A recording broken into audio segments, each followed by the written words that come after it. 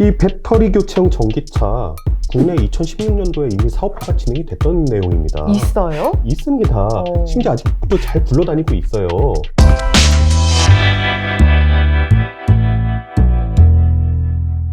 시장의 중심에서 모빌리티 이슈 전해드리는 시간이죠. 오늘도 따끈따끈하고 재밌는 이슈 모아왔습니다. 위키트리 권혁재 PD 함께 할게요. 안녕하세요. 안녕하세요. 오늘도 또 재밌는 이슈 가지고 오셨다고. 예, 갖고 왔죠. 지금 핫한 이슈죠. 중국에는 3분이면 충전이 끝나는 배터리 교체형 전기차가 있다. 이슈로 가져와 봤습니다. 대부분 전기차는 고정형 배터리를 쓰기 때문에 특별한 사정이 없는 한 배터리를 탈부착하진 않는다고 들었습니다. 게다가 3분이면 충전 시간 3분이면 정말 꿈의 시간 아닌가요? 그렇죠. 최근에 MBC에서 이 내용을 보도를 했는데 사람들의 반응이 좀 뜨겁습니다. 야, 이거 우리나라도 도입해야 되는 거 아니냐? 그래서 좀 화끈한데 이게 어떤 시스템이냐면요. 네. 자동 세차기 같은 그런 공간이 있어요. 그래서 네. 차가 들어오잖아요. 그럼 바닥이 이렇게 쑥 열려요. 네. 그래서 차량 밑에 부착되어 있던 배터리를 떼내고 100% 충전이 되어 있던 배터리를 이렇게 갖고 와서 차에 부착하는 시스템입니다. 그동안 사실 시장에서는 리튬 인산 처리다, 아니다, 리튬 이온이 대세다, 아니다, 앞으로는 전고체 배터리가 대세가 될 것이다, 이렇게 배터리 성분을 놓고 설왕설래 이야기가 많았다면 그걸 아예 띄워놓는 패러다임인 것 같아요. 배터리를 부착하는 문제에 대해선. 왜 빨리 국내에 도입하자 이랬던 분들이 사실 잘 모르는 사실이 있어요. 이 배터리 교체형 전기차 국내 2016년도에 이미 사업화가 진행이 됐던 내용입니다. 있어요? 있습니다. 심지어 아직도 잘 굴러다니고 있어요. 아, 어디서요? 어딜 것 같으세요? 이런 거 다 1번으로 하는 거는 뭐 제주도에서 시범사업 하니까. 이제는 되게 감이 좋아지셨네요. 예, 제주도 맞습니다. 근데 2016년도 사실 이때만 해도 전기차 사업 걸음 단계였잖아요. 그렇기 때문에 이 당시에 대중교통에 전기차를 도입하기 위해서 배터리 교환형 버스를 도입을 했습니다. 그래서 전기버스 배터리 자동 교환형 스테이션, 이름도 엄청 길어요. 해서 버스가 사람을 태우고 내려주기 위해서 버스 정류장에 이렇게 들어오잖아요. 네. 그럼 버스 천장이 이렇게 딱 열려요. 그래서 배터리를 이렇게 빼가지고 새 배터리로 교체를 해주는 시스템이에요. 와, 네. 밑에가 아니라 위에서요. 네, 버스는 위에 있더라고요. 그런 버스 정류장이 지금도 서귀포시에 가면은 대륜동 주민센터 정류장, 여기가 지금 현재 이렇게 되어 있다고 합니다. 근데 이 문제가 뭐냐면요, 오시면서 보셨겠지만 서울 시내 지금 전기버스 엄청 돌아다니잖아요. 그 사이에 전기버스 효율에 대해서 발전이 엄청나게 빨리 돼버린 거예요. 그러니까 그냥 차고지에 들어가서 충전하더라도 노선 다니는데 전혀 지장이 없는 거죠. 그래서 지금 현재 이 시스템 자체가 사실상 거의 무용지물, 그런 상황이라고 합니다. 제주 전기버스 사례에서도 유추해 볼 수 있듯이 배터리를 충전하는 게 배터리를 교체하는 것보다 더 나은 시스템이다가 어느 정도 입증이 된 것 같기도 한데, 배터리 교체 시스템이 별로였나요? 아니요, 그렇지는 않아요. 왜냐면 위에 사례를 든 거는 어디까지는 노선버스, 네. 노선버스의 예고, 만약에 자가용, 그런 노선을 다니지 않고 막 다녀야 되는 그런 차량의 경우라면은 사실 상당히 메리트 있는 방식입니다. 이 배터리 교환형 전기차, 큰 장점이 두 가지가 있는데요. 첫 번째 뭐냐면은 배터리 충전 시간을 기하급수적으로 줄여준다는 거죠. 막 브랜드에서 내놓은 신차들, 브랜드에서 운영하는 전기차 충전 시설에 가서 초고속 충전을 해도 배터리 10%에서 80%까지 충전하는데 18분 정도 걸린다고 합니다. 100% 완충이 아닌데도요. 네, 18분이요. 그런데 이 중국의 지리자동차라는 회사가 있거든요. 이 메이플 80V라는 전기차를 내놨는데요. 이 차 배터리 교체하는데 90초 걸린다고 합니다. 1분 30초. 이거 내연기관 주유한 것보다 덜 걸리는 거거든요. 네. 네. 그러니까 정말 현저하게 시간 아껴주는 거죠. 그 다음에 두 번째, 차량 구매 시 초기 비용을 현저하게 낮춰준다는 겁니다. 전기차에 있어서 대부분 엄청나게 드는 비용이 전기차 배터리라는 사실 알고 계시죠? 아이오닉5에 들어가는 이 전기차 배터리 신품 부품 가격이 한 얼마 정도 할 것 같으세요?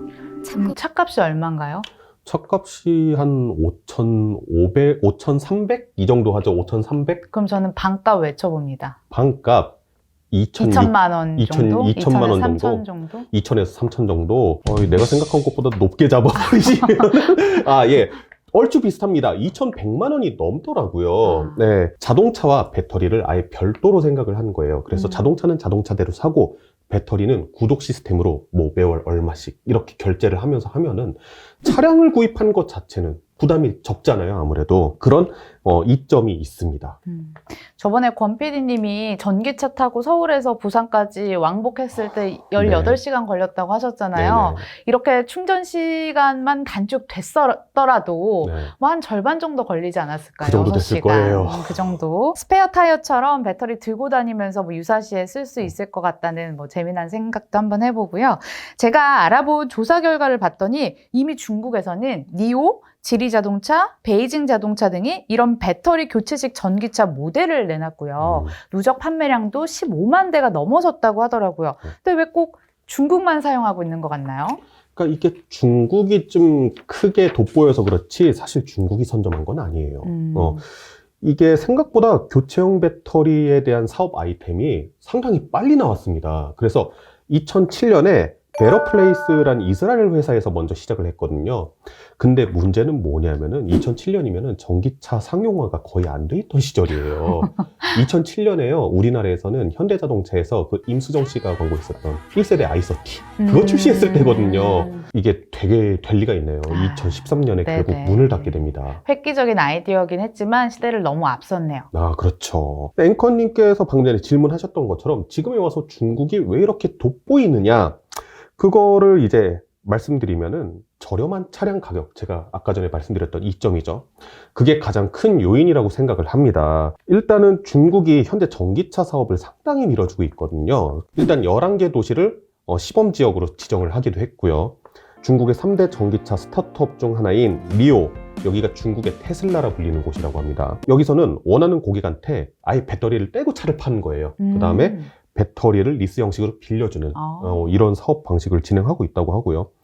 CATL 글로벌 전기차 배터리 제조 1위 회사입니다. 1위. 네. 2위가 LG 에너지 솔루션. 배터리 교체형 전기차에 배터리를 대여해주는 합작사도 차렸다고 합니다. 그러니까 전기차 생산량도 늘리고 싶고 보급량도 늘리고 싶은데 비싸면은 중국 인민들이 이걸 아무래도 좀 부담스럽잖아요. 그러니까 배터리 교체형 전기차 시장을 밀어주는 것 아닐까 추측해 볼 수 있습니다. 네, 아까 제가 왜 아이오닉 5 배터리 가격을 대강 추측을 그렇게 했냐면 대개 자동차 비용의 한 40%가 배터리 비용으로 많이들 산정을 하거든요. 네네. 정말 이렇게 렌탈 방식으로 판매를 하면 초기 구입 비용을 대폭 낮출 수 있다는 것도 장점일 것 같습니다. 그런데 또 여기서 생기는 궁금증.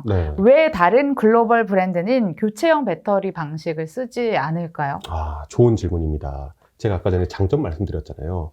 장점이 명확한 만큼 단점도 상당히 명확해요. 예, 일반적인 전기차, 충전기, 전기만 있다면 어디든 설치할 수 있거든요. 그래서 전기차 가지신 분들 뭐 집에도 설치하고 그러시잖아요. 근데 배터리를 통으로 교환해야 되니 뭐 배터리 교환소라고 해야 되나요? 이거 설치하려면은 배터리를 탈착하고 부착할 수 있는 로봇 같은 것도 있어야 되고 이 탈착한 배터리를 충전할 수 있는 충전 시설로 만들어야 되고 이 교환소를 짓는데 건설 비용이 어마무시하게 들어간다고 합니다. 원래는 그러니까 배터리 충전하는 거 우리가 흔히 볼 수 있는 거는 그냥 충전 시스템만 만들면 되는데 여기는 뭔가 로봇까지 만들어야 된다는 그러니까 뭐 여기는 거의 카센터를 차려야 되는 거죠. 복잡하네요. 네, 그렇죠. 그다음에 두 번째 이유가 어떤 거냐면요. 배터리 규격을 통일을 시켜야 됩니다. 왜냐면 공유형 배터리잖아요. 이 차 저 차에 다 달려고 하면은 배터리가 좀 통일성이 있어야 되는데 근데 지금 보면은 배터리 전기차용 배터리 만드는 회사도 많고 그것도 모자라서 이제 자동차 브랜드가 우리 배터리 직접 만들래 지금 이러고 있는 상황이다 보니까 이 규격화가 아무래도 쉽지가 않겠죠. 그 다음에 뭐 차량 용도에 따라서 소형차, SUV, 픽업 트럭에 따라서 전기 배터리 용량도 다 다르고 하기 때문에 사실상 이걸 규격화시킨다는 것 자체가 불가능에 가깝습니다. 네, 지금까지 그 문제점을 한번 정리를 해보자면 배터리를 탈부착해야 되는 그 시설을 만들어야 되는 문제, 배터리 규격을 다 통일을 시켜야 되는 문제가 있는데 이 외에도 또 다른 문제가 있나요? 네, 있습니다. 아무래도 이 배터리를 계속 탈착하고 부착하고 이러면 이렇게 반복이 되잖아요. 이게 시스템상 안전하겠나 하는 의문이 드는 거죠. 그리고 만약에 문제가 발생했다 하더라도 이 배터리 여러 곳에서 공유하는 거잖아요. 이 문제가 대체 어디서부터 발생을 했는지 원인도 규명을 할 수가 없고 배터리 같은 경우는 문제가 생기게 되면 이게 심하면 폭발, 네. 화재까지 벌어지는 등 상당히 피해가 막심하기 때문에 이런 부분에 있어서 좀 안정성에 대한 의문이 계속 제기가 되고 있는 상황이고요. 네. 마지막으로 많은 기업들이 현재 막 열올려서 개발하고 있는 전고체 배터리. 사실 전고체 배터리를 만들기 위해서 엄청난 그 자금을 지금 쏟아붓고 있는 상황이지 않습니까? 네, 그렇죠. 근데 이 전고체 배터리 막 그렇게 열올려서 개발한 이유가 뭐냐? 우선 1회 충전 시 주행 가는 거리가 길다라는 이점이 있고요. 두 번째가 충전 시간이 짧아진다는 겁니다. 그러면은 전고체 배터리가 개발이 완료가 돼서 상용화가 되면은 배터리 교체형 전기차의 경쟁력이 하나가 줄어드는 거예요. 충전 시간 자체가 경쟁력이었으니까요. 그런데 이제 언제 전고체 배터리가 개발이 될지도 모르는데 굳이 많은 비용을 들여서 이걸 교환소를 만들고 해야 되느냐, 아무래도 브랜드 입장에서는 좀 부담이 되는 것 같습니다. 그렇군요. 아직은 전기차 배터리 기술이 고착화되어 있는 단계가 아니다 보니까 엎치락 뒤치락 하면서 이렇게 기술들의 많은 발전과 변화가 있는 것 같습니다. 우리 시청자 여러분들은 앞으로의 기술들의 그 흐름과 특징들, 트렌드 잘 꿰고 계시는 게 좋을 것 같고요. 저희는 또 색다른 이슈 들고 다음 시간에 찾아뵙도록 하겠습니다. 지금까지 권혁재 PD 함께 했습니다. 말씀 고맙습니다. 감사합니다.